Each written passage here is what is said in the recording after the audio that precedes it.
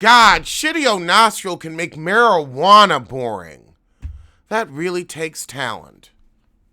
I gotta fast food. I can't with her. I can't with her. Just by herself? By herself? No. No. We don't give a shit. Now, Kristen, why the hell we got you on FaceTime with your mama? Can't you tell this to one of the heifers on the show? So Kristen whined to her mother for 3 minutes about the other heifer. I really wasn't paying attention. Now we got Tammy fucking up her relationship for the cameras.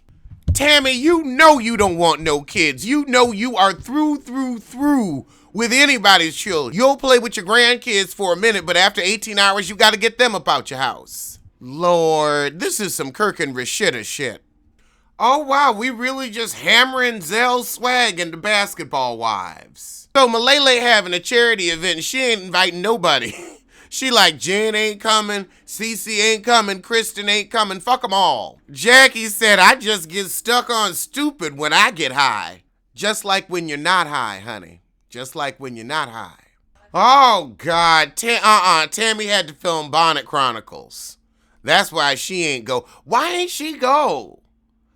I wanted to see Tammy on the trip. So we at the charity drive and they giving us more Zell swag and OG ain't brought nothing for the ladies.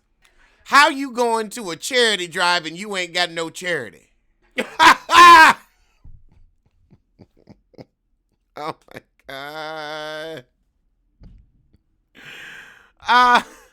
Zell is starting it already. He's like, why come? He got a point though. You should have stayed home for this. How you gonna give back with an empty hand? I forgot. Old non-doing homework ass. Oh, God. Oh, God. So, OG and Tony and Tammy talk about they tied little relationships. I think Tammy playing around with hers, and I think OG's with the sissy and hers. But Zell gonna get up his petty ass. Everybody who donated come over. I mean, just won't let her breathe for a second. Oh, God. So Shitty O'Nostril and Evelyn together whining about who they going on this trip with. But they evil and uppity asses don't even recognize they're the problem. Aha! Girl.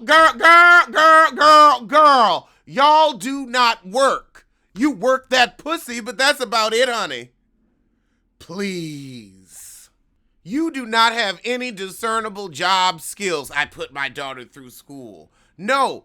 You fucked a football player for 17 years and then got put out. That's what happened. That was your second players association or your third. I forget. But you are not going to sit here and tell me you are a businesswoman. That little shoe store wasn't shit and it's closed. Closed.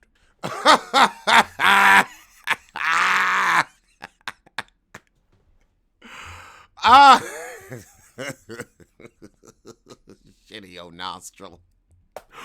Oh.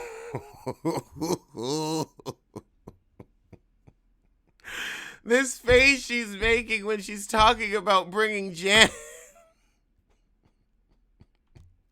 She looked like something started stinking. Oh, God, she is staring Evelyn down. Oh, God. So Shawnee tells Evelyn it's a hard no for Jennifer. But then we gonna have her and her boring-ass sons together. Honey, yes, weed business, but not you. Not you. Meanwhile, across town at Voda Spa, we got Evelyn and Hefferfer. Evelyn, are you for real? Are you taking Jennifer even though Shitty said no? Oh, God, they're gonna try to ram this CC shit down our throats. Ugh, I ain't here for it. So now Jackie is playing Peacemaker this season. Ooh, Lord. I'm gonna let her, I'm gonna let it go. I'm gonna let that scalp go. Why is there so much space? But Jackie's humbled ass is actually showing some sense this season, and I'm shocked shitless. Now we got Cece spilling more tea about her and Kristen and the family, and apparently Kristen ain't tell them they was pregnant. I feel like y'all just got fucked up family issues. Y'all ain't been fucking with each other for years now. It ain't nothing new. Oh, God, Tammy, oof. You're boring the hell out of me with this Reggie shit. The hell. Okay, so Reggie and Tammy is staying together, so maybe she'll take her ass on to Amsterdam too. I'll see you next week for the bullshit. This was a Ken Friend Heifer ass episode.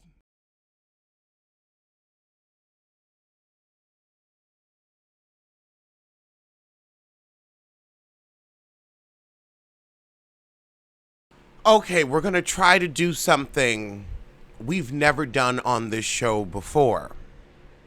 We're gonna try to follow Nicki Minaj's stream of consciousness. So we have 5 tweets here. The first tweet is a picture of Travis's merch, and Nicki says, Travis sold over 50,000 of these with no requirement for redeeming the album, with no dates for a tour, etc. I spoke to him. He knows he doesn't have the #1 album this week. I love my fans for the #1 album in America. I'll explain on Queen Radio. 4 albums in, #1 in 86 countries. Now, that was the first one. And to explain, she's saying that Travis's merch is counting towards his album sales. And so because he had 50,000 sweaters sold, he actually sold less than her, and she should be the #1. Her next tweet. Spotify said they were going to teach me a lesson, but rewarded the man who has had an Apple radio show for the longest, inadvertently helping the Apple platform the most. Oh, I can't wait for Queen Radio on Tuesday. They took away my promotion they had promised for the first couple of days because of this. And here's the tweet right after that. Spotify put Drake's face on every playlist, but told me they'd have to teach me a lesson for playing my music 10 minutes early on Queen Radio, even though they've been giving away my music for free for years. And I'm one of the top Spotify artists of all time. Now she's saying because she did her Queen Radio show with Apple Music, Spotify isn't giving her the promotion that they should. Maybe it's because the album was shitty. Here's her next tweet. I looked at the numbers the Carters, Kanye, and Nas recently did. Travis sold 200,000 in his first week of clothes alone. I spoke to him last night and he said he's been selling clothes before the music. Billboard says they'll change the rules because of this, so it should be changed now. So she really mad that that merch is counting towards sales. That's the gist that I'm getting. Is that the gist that you getting? And in her last tweet, my first album sold 400,000 copies. No one's doing that with debut albums now. So I'm so grateful. I lost out on 12 hours of sales and did 200,000 in 1 week after I was supposedly canceled. I held my tongue on the last episode of Queen Radio. I won't do it this Tuesday. Girl, I guess. I don't know if this is opioid or amphetamine teas, but it's something. So Twitter's just all abuzz about how she's going at this person and that person about these sorry sales. That album's never gonna go #1, sis. Ever.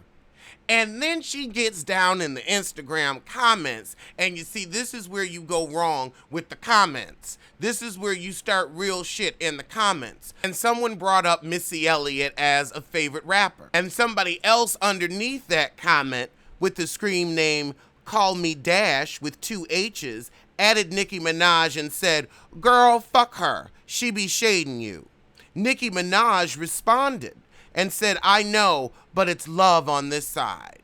Missy Elliott did not lift her face out of the pussy she was eating to address your tired ass. You ain't gonna lie on the real queen. And her hits are timeless. So I don't know why you gonna co-sign a commenter's lies about Missy Elliott. Leave her alone. And then the whole internet was tearing into her ass for going at Missy Elliott, as they should have. I just hope y'all keep that same energy if she tried to put out another single. Just loud and raw. Make it make sense. And why do you care? You are 37 years old. Why is it that important to you at this point? Don't you have something better to do? Well, no, you don't. You don't have a family. You don't have a man. And Soon you won't have a career. So I guess you don't have anything better to do.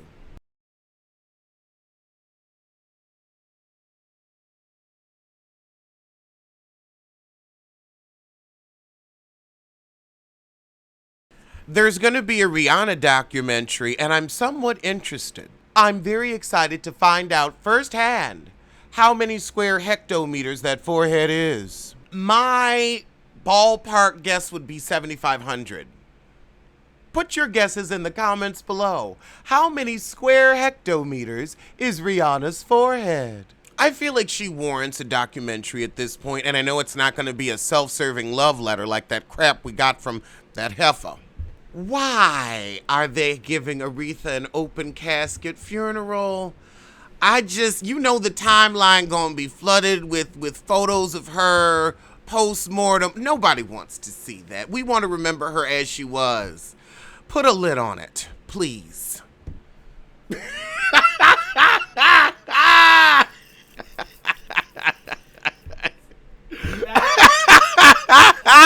was good. That was terrible.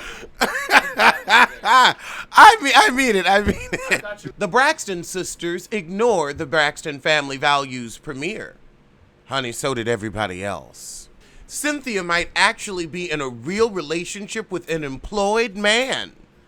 I mean, it took her 50 years, but she finally got it right. She's dating Mike Hill, a TV host. I guess this is who we gonna see her with on Heifers of Housewives. Actually, it should be called Heifers and Housewives. Ain't shit real about you.